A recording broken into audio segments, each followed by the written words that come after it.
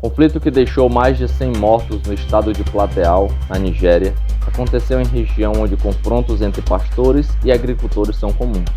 Nos últimos anos, temos acompanhado com crescente preocupação a situação crítica de perseguição e violência extrema contra cristãos na Nigéria. A população do país é de 222 milhões, semelhante à brasileira, das quais 100 milhões são cristãos. Nos últimos 2 anos, a Nigéria subiu da 9ª para a 6ª posição na lista dos 50 países onde cristãos são mais perseguidos por causa da fé em Jesus. O número de mortos no período de Natal de 2023 aumentou bastante na região central nigeriana Plateau, subiu 113, disse a autoridade local nesta segunda-feira. Esse foi o pior surto desde maio do ano passado, onde morreu mais de 100 pessoas em conflitos entre agricultores e pecuaristas. O ataque foi descrito como a violência mais sangrenta desde 2018, quando mais de 200 pessoas foram mortas na região central da Nigéria, onde são comuns os confrontos entre pastores e agricultores. Os cristãos na Nigéria enfrentam perseguição extrema devido a uma agenda de organização islâmica forçada, mais pronunciada no norte e gradualmente estendendo-se para o sul.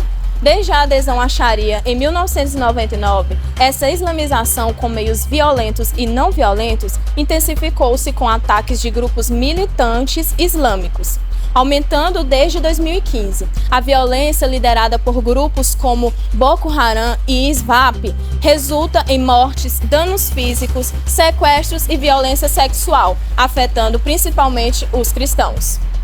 O governador do estado de Plateau classificou a violência como não provocada e a polícia disse que várias casas, carros e motocicletas foram queimados.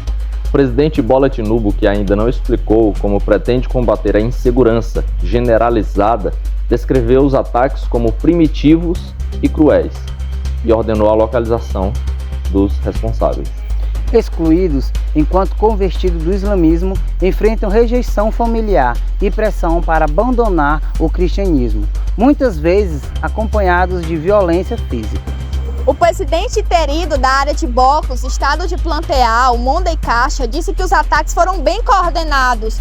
Foram mais de 20 comunidades atacadas por esses bandidos, onde encontraram mais de 113 cadáveres e 300 mortos. O estado de Plateau é um dos mais diversos religiosamente, que forma o cinturão médio nigeriano. Sendo assim, esses conflitos intercomunitários ceifaram vidas de várias pessoas durante os últimos anos.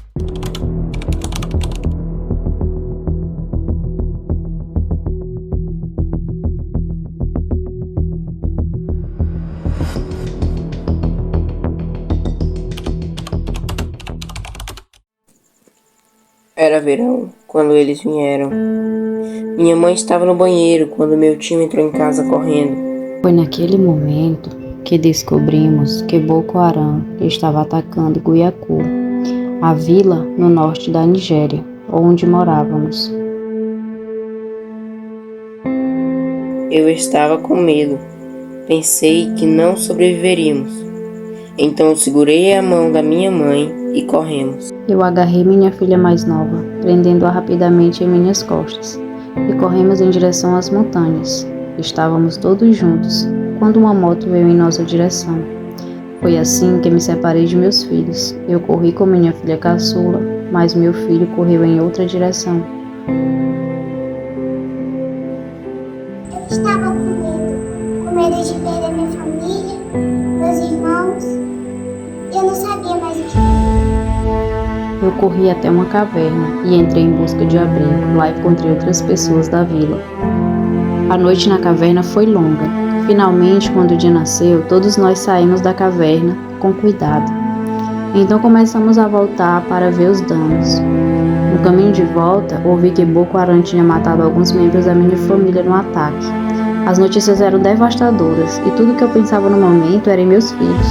Quando cheguei em casa, eles não estavam lá. Eu não consegui comer nada, beber água, comer, sentir sabor das coisas. Do que adiantava beber água ou comer algo? E se meus filhos estivessem mortos? Semanas se passaram, sem notícias, e o medo tomou a vila. Não havia sinal de celular e muitas estradas eram perigosas demais para a gente passar.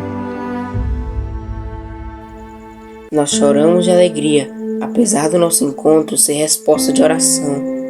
As dificuldades ainda não tinham acabado. De muitas formas, elas estavam apenas começando. Precisávamos reconstruir nossa casa, encontrar comida, abrigo, recomeçar a igreja que estava em cinzas, refazer as plantações e lidar com o medo constante de que o Boko Haram poderia voltar. Será que eles atacariam novamente?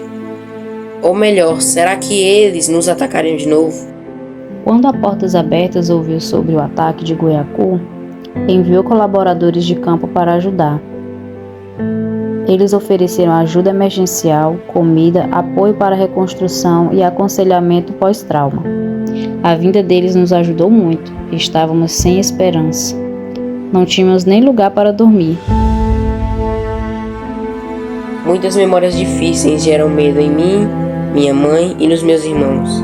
A escuridão é apenas um lembrete da violência. Lugares barulhentos podem nos lembrar do choque daquele dia.